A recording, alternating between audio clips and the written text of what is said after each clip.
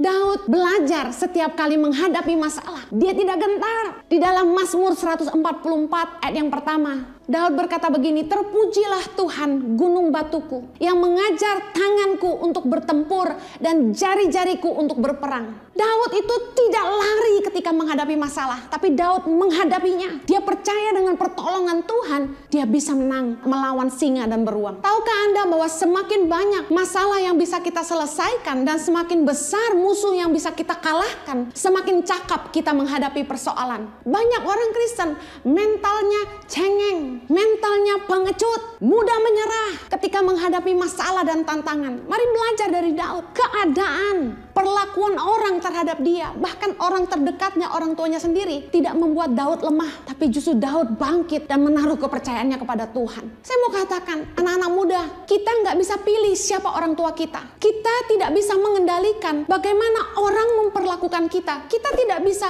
pasang papan nama di dada kita dan berkata, "Jangan sakiti saya." Kita tidak bisa menghentikan badai yang menerpa hidup kita. Tapi reaksi kita terhadap persoalan yang datang dalam hidup kita menentukan apa yang akan datang kemudian. Berserulah kepada Tuhan dan jangan kepada manusia. Setiap kali menghadapi masalah dalam hidup, pergumulan hidup ini, nomor satu, datanglah kepada Tuhan. Berserulah kepada Tuhan. Jangan cari manusia. Jangan fanatik kepada konseling. Saya mau kasih tahu sebagai hamba Tuhan, konseling tidak menyelesaikan masalah. Jangan mencari tempat pelarian, tempat curhat, cari teman, cari pendeta yang belum tentu mengerti dan tidak peduli sama hidupmu. Belum tentu mereka bisa dipercaya dan bisa memberikan nasihat yang terbaik. Tidak sedikit yang kasih tahu sama saya bahwa pendeta yang dia jadikan tempat curhat malah menceritakan masalahnya kemana-mana. Dengar baik, 1 Korintus 2 ayat yang kelima berkata begini, "Supaya iman kamu jangan bergantung pada hikmat manusia, tetapi pada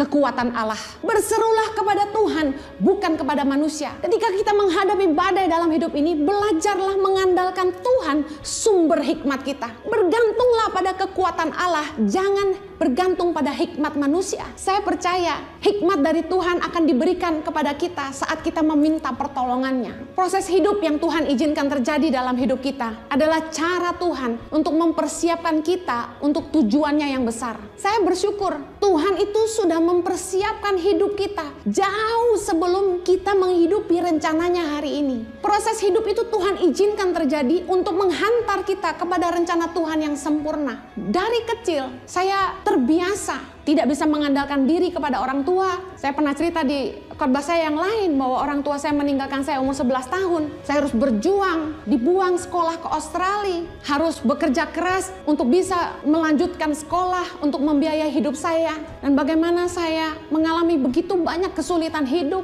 punya pemimpin yang mengecewakan, dan justru di saat-saat itulah saya mengalami Tuhan dengan luar biasa. Dan saya mengerti apa yang dialami Daud ketika dia tidak bisa mengandalkan siapapun. Ketika yang dia harapkan bisa melindungi dia, tidak ada untuk dia. Apa yang bisa kita andalkan selain Tuhan? Mungkin masalah hidup saya berbeda dengan masalah hidup Anda. Tapi kita sama-sama tiba di satu titik di mana pada akhirnya kita menyadari tidak ada yang kita bisa andalkan selain Tuhan. Tidak ada yang lebih mengasihi kita lebih dari Tuhan. Percayalah bahwa proses kesulitan hidup, badai yang menerpa hidup kita akan mengasah iman kita, membentuk karakter kita, dan mempersiapkan kita untuk sebuah rencana Tuhan yang lebih besar bagi kita.